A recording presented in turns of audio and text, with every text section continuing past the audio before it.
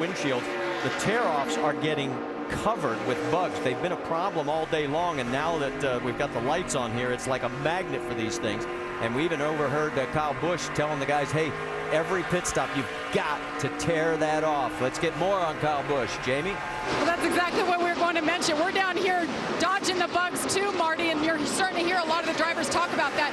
Kyle Busch weighed into his team and gave them instructions about that topic. Next pit stop and all the pit stops tonight. Jackman needs to pull tear off. Rear carrier needs to grab the jack. These bugs are horrendous. Okay. You can see it just a little bit on that shot of Kyle Busch as he continues to lead the field. He last stopped at lap 17, so that bug buildup is getting worse. Right now, his car is just a little tight in the center, Marty. And you were saying, Mr. Wallace, during the break? I was kind of joking a little bit. I said, I guess the good thing about leading is that you're leading. The bad thing is you're the first one to hit the bugs. There you see Jason Radcliffe over on the right side as he is watching everything that goes on, taking a cool drink. And right now his driver's well in control, guys. 3.8 seconds. He's coming up on Tony Raines. And, I mean, we're down to 23 cars. That will make it now 21 cars on the lead lap once he gets around Tony. Yeah, he's slicing through these cars and doing a good job of maintaining that lead that he has, even though he is passing a lot of lap cars. Well, and remember last year here, he had problems in both races, but both times he managed to come back and get respectable finishes. Oh, we've got another problem with the 15 of Michael Annett, and the caution is out. So the second of our 3 cautions, for the second time in 3 cautions, Michael has brought it around. Rattle it around. See if you can't pump it up. We got to run back and see if they can make sure we got fluid and stuff. It's all smoking on the right front. Smoking on the right front. Let's take it back to a moment ago. Whoa.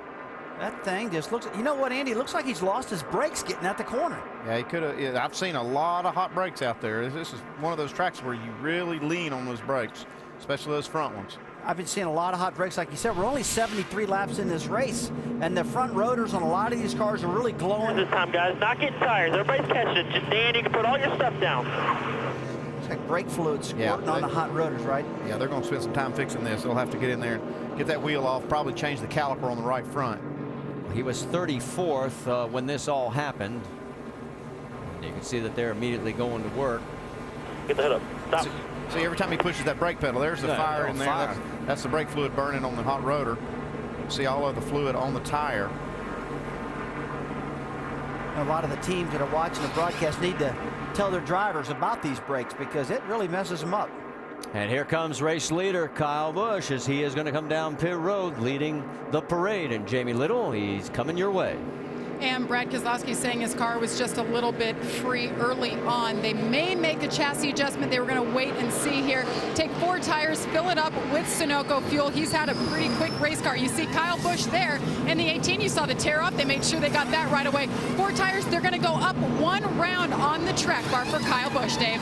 Well, let's see if Kevin Harvick can complete this stop and get out around Johnny Sauter. Not in his pit box yet. Kevin completing 4 tires. Sauter comes in now. Pulls ahead a little further this time. It looks like he'll be able to get out. Just air pressure adjustment a little out of the right front to help that 33 car turn. And he turns around the 23 this time. So a clean pit stop for the 33. And let's check our race off pit road courtesy of Nationwide Insurance. Kyle Busch still first. Joey Logano picks up 1. Carl Edwards' crew gets him out again in good style, but Keselowski drops 2. Stay with us. We're coming back to more racing.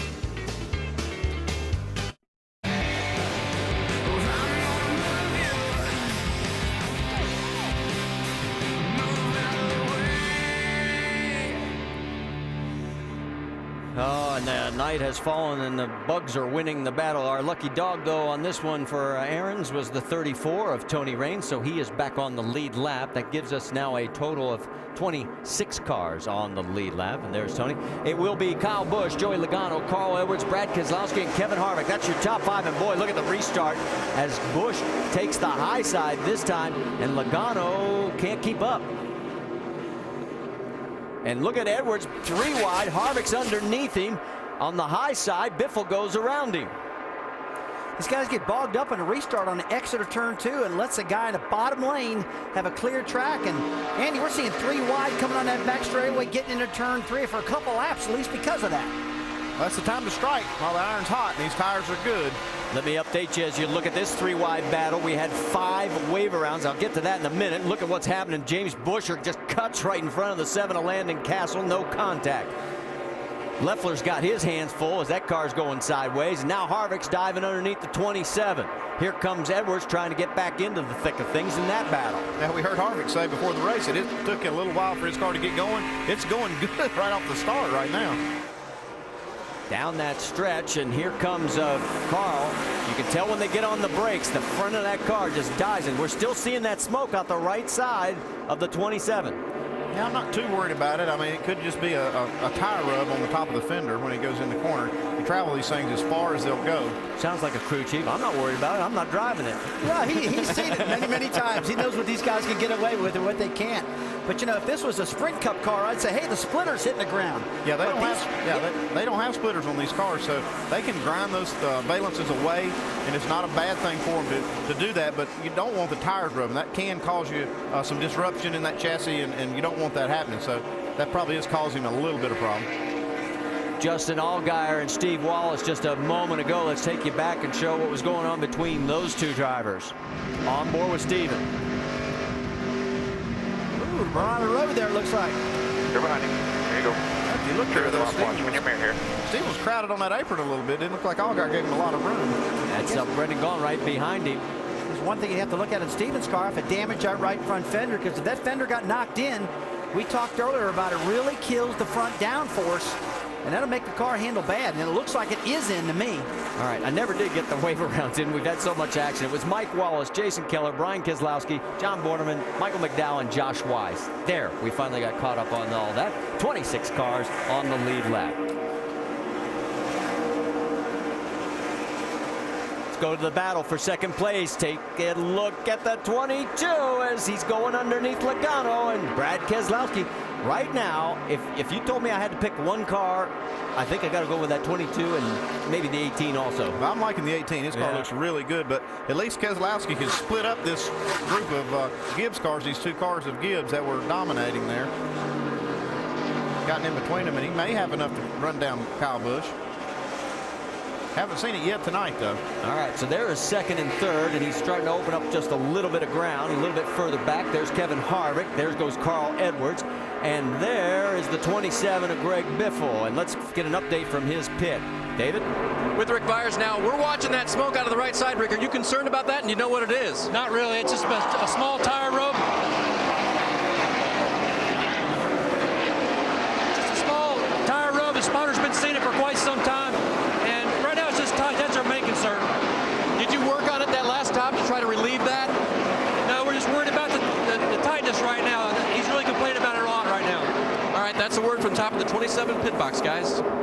So as take a look at 11th place as we come back to more action on the track. That's Casey Mears going around Brendan Gaughan. And Jason Leffler trying to tuck up underneath the 62 if he can get close to it. Let's get more on Casey Mears. Shannon? Well, guys, this is a one-race deal for Casey Mears in this number 10 car. The team was originally not going to race this race. However, they're out of the top 30 in points, so they really needed a driver to get in the car, race, and get a good finish. They had been talking to Casey Mears. He is here this weekend filling in for Denny Hamlin, or sitting on top of that pit box in case Denny Hamlin needs someone to fill in for him on the Cup side. So they said, Casey, why don't you come and drive this 10 car? He's doing a great job today. He started 19th, and he is having a great run, currently 11th. Well, and right now, Todd Brown's number 10 is 31st in the points, so a good run here could put him back in the guaranteed starting spots. Looking at the battle right there with Justin Allgaier and the 27 of Greg Biffle, and right behind Biffle is Stephen Wallace. That's for 8th, 9th, and 10th on the racetrack. And that tire rub, I don't know, and that's starting to look a little worse. No, I'm still not too worried about it. Okay. I'm just, just like Ricky Byers said, they're worried more about the car being tight. They want to try to get that adjusted out of it. that actually the tire rub could be causing some of that. So that's still going to be really hard to change. If the car's traveling or over traveling and rubbing that right front, it's going to be hard to change that on a pit stop. You know, I can understand the tire rubs kind of early in a run because the tire pressures you're running here are awful low. I mean, the left side pressure is about 10 pounds on the left front, about 11 pounds on the left rear, about 30 pounds down the right side, Andy. So especially the left side is awful soft until you get the pressures built up a little.